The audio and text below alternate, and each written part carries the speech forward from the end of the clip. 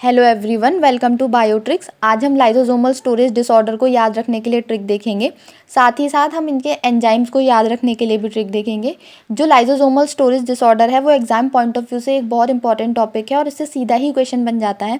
या तो वो ये पूछ लेते हैं कि लाइसोसोमल स्टोरेज डिसऑर्डर के बारे में बताओ कौन सा है, या फिर ये पूछते हैं कि इनमें से कौन सा लाइसोसोमल डिसऑर्डर किस एंजाइम के म्यूटेशन की वजह से होता है।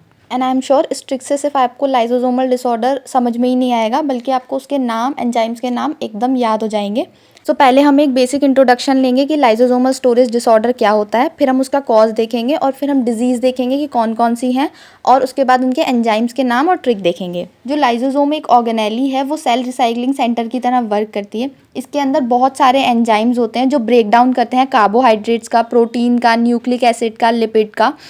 तो अगर इन एंजाइम्स में कोई जेनेटिक म्यूटेशन आ जाए या कोई डिफेक्ट आ जाए या मिसिंग हो जाए या प्रॉपर्ली काम ना कर पाएँ, तो उसकी वजह से लाइसोसोमल स्टोरेज डिजीज़ हो जाती है।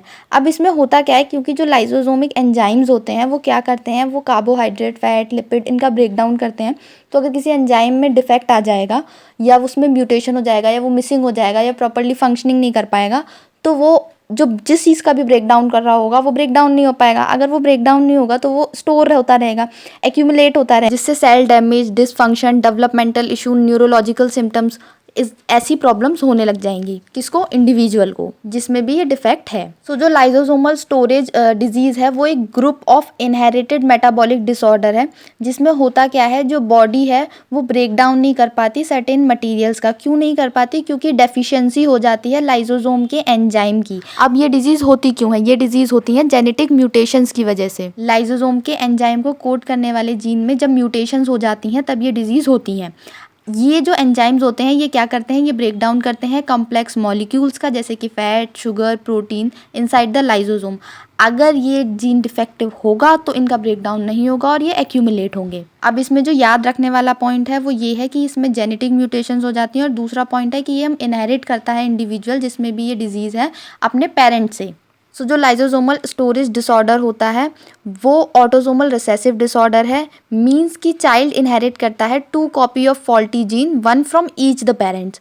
और इसे हम अदर वर्ड्स में ये बोल सकते हैं कि जो पेरेंट होते हैं वो कैरियर होते हैं, उनमें सिम्टम्स नहीं होते हैं, लेकिन वो इस डिजीज़ को पास आउट करते हैं अपने यंग वंस को। अब हमें ये तो पता चल गया कि जो लाइसोसोमल डिसऑर्डर है वो ऑटोसोमल रिसेसिव है, लेकिन सारे के सारे ऑटोसोमल रिसेसिव नहीं होते। इनके एक्सेप्शन हैं फेब्री डिजीज़ और हंटर सिंड्रोम। ये दोनों ही disease X linked recessive disorder हैं जो अदर होते हैं। अब आते हैं हम आज के मेन टॉपिक पे, लाइसोसोमल स्टोरेज डिसऑर्डर। ये भी डिफरेंट टाइप के होते हैं, जो कि हैं स्फिंगोलिपिडोसिस, जिसमें लिपिड्स का एक्यूमुलेशन हो जाता है, म्यूकोपॉलीसैकेराइडोसिस, जिसमें कार्बोहाइड्रेट एक्यूमुलेट होता है, ग्लाइकोजन स्टोरेज डिजीज़, जिसमें ग्लाइकोजन एक्यूमुलेट होता है, एंड ओलिगोसैकेराइडोसिस, जिसमें ओलिगोसैकेराइड का एक्यूमुलेशन हो जाता है। तो उसमें से आज हम स्फिंगोलिपिडोसिस डिजीज़ के निमोनिक्स के बारे में देखेंगे, और ये बहुत बार पूछा गया है। तो जो स्फिंगोलिपिड स्टोरेज डिजीज़ हैं वो है Tay Sachs disease, Gaucher syndrome, Niemann Pick disease, Fabry syndrome और क्रेब डिजीज़।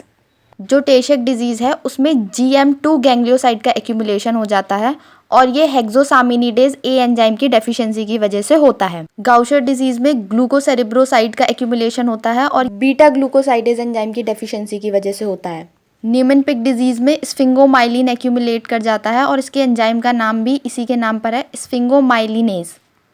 फेबे डिजीज़ में अल्फा गैलेक्टोसाइडेज ए एंजाइम में म्यूटेशन होने की वजह से सेरेमाइड ट्राईहेक्सोसाइड एक्यूमुलेट कर जाता है। यही वो डिजीज़ है जो एक्स लिंक्ड रिसेसिव म्यूटेशन की वजह से होती है। क्रेब डिजीज़ में गैलेक्टोसेरेब्रोसाइड का एक्यूमुलेशन हो जाता है, और ये गैलेक्टोसेरेब्रोसाइडेज एंजाइम में म्यूटेशन होने की वजह से होता है। अब इसको याद रखने के लिए ट्रिक है।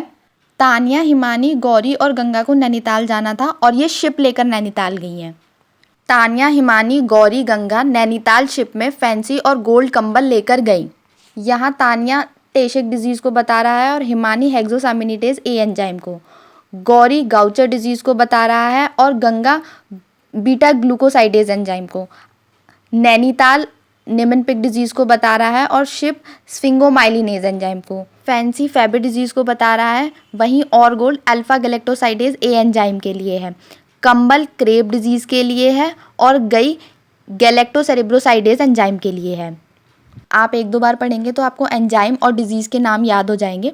अगर आप इस ट्रिक से पढ़ते हैं तो आपको एग्ज़ाम में किस डिजीज़ के लिए कौन सा एंजाइम रिस्पॉन्सिबल है ये याद करने की ज़रूरत नहीं है, आपको इससे अपने आप ही याद आ जाएगा। If you like the video please hit the like button, subscribe to bio tricks for more such content. हमारा एक टेलीग्राम चैनल भी है जिसका लिंक मैं डिस्क्रिप्शन में दे दूँगी, so please join us. Thank you.